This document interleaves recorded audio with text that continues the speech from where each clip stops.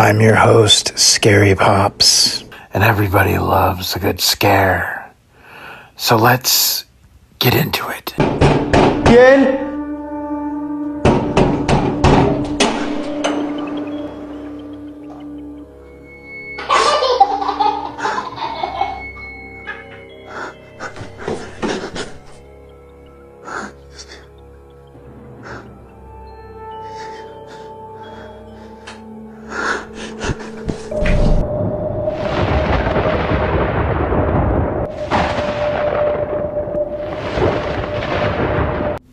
It was 1 a.m. and Guy Meadows sat in his dark living room.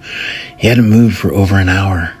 The accident earlier that evening kept playing over and over in his mind.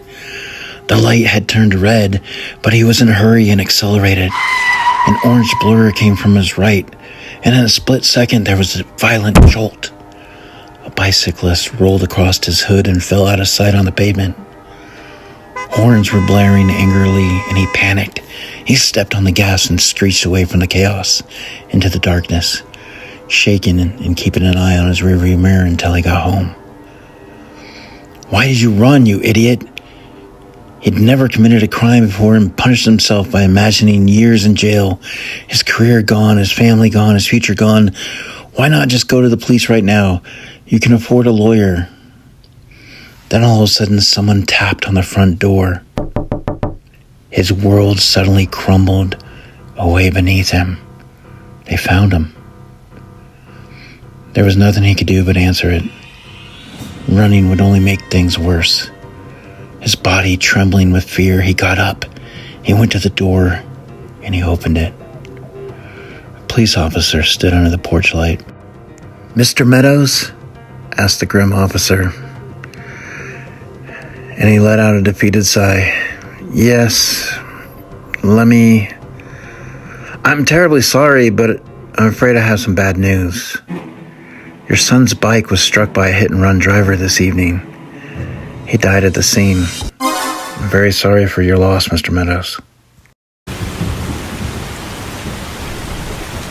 Everyone loves the first day of school, right? New year, new classes, new friends. It's a day full of potential and hope before all the dreary depressions of reality show up to ruin all the fun. I like the first day of school for a different reason, though. You see, I have a sort of a power. When I look at people, I can sense a sort of aura around them, a colored outline based on how long that person has to live.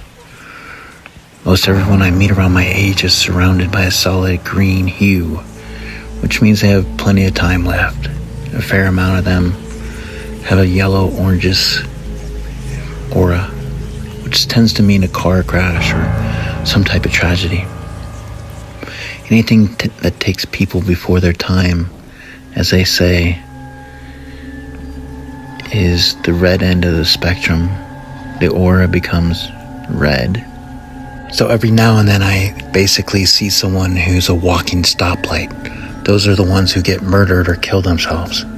It's such a rush to see them and know that their time is numbered. And with that in mind, I always get to class very early so I can scout out my classmates' fates. The first kid who walked in was basically just radiating red. I chuckled to myself, "Too damn bad, bro." But as people kept walking in, they all had the same aura. It was an intense glow. But then I finally caught a glimpse of my rose-tinted reflection in the window. And I was stunned to move. But just then our professor stepped in and locked the door. But his aura was a sickening shade of green. This happened about a year ago. It was the winter time, and I live in a climate that typically gets a lot of snow. Not only was there already some snow on the ground, but it was also very cold. One night, I was at home by myself when it started to snow a lot. I had heard about a large snowstorm that was supposed to hit the area, so I had no intentions of going anywhere. Luckily for me, I was working at home for the next several days. Pretty soon, the snow really started to come down. I looked out my window occasionally to see more snow each time. It was very heavy snowfall as well. Soon it was nighttime, and I was really glad that I didn't have to be anywhere.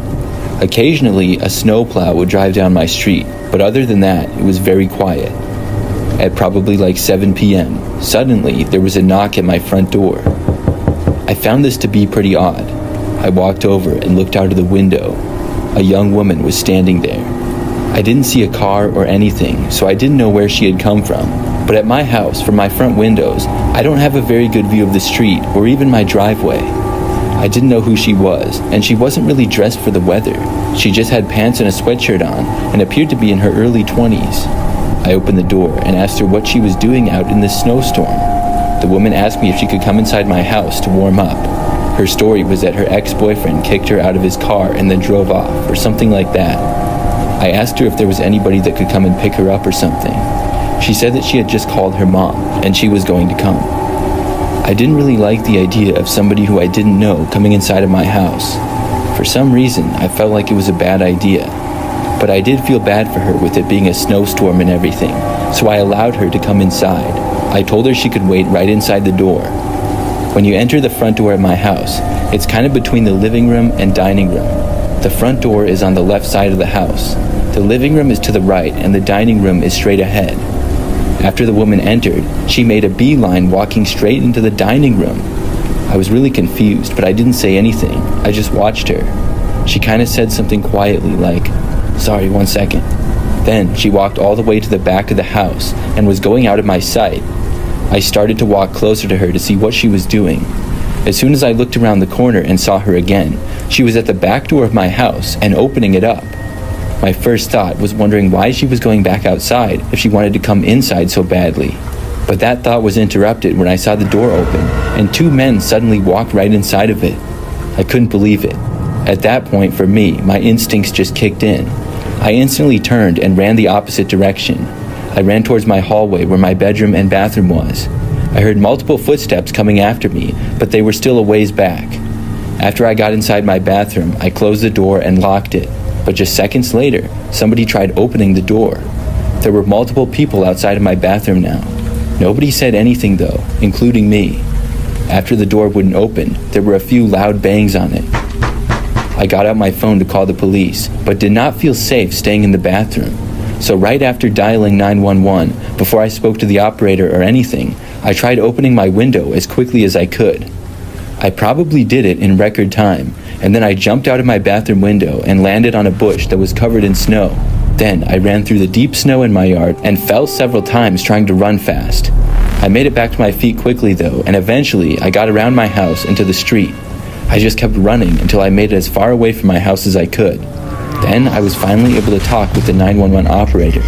I said everything that happened, and after that I walked down my street far away and waited until the police arrived.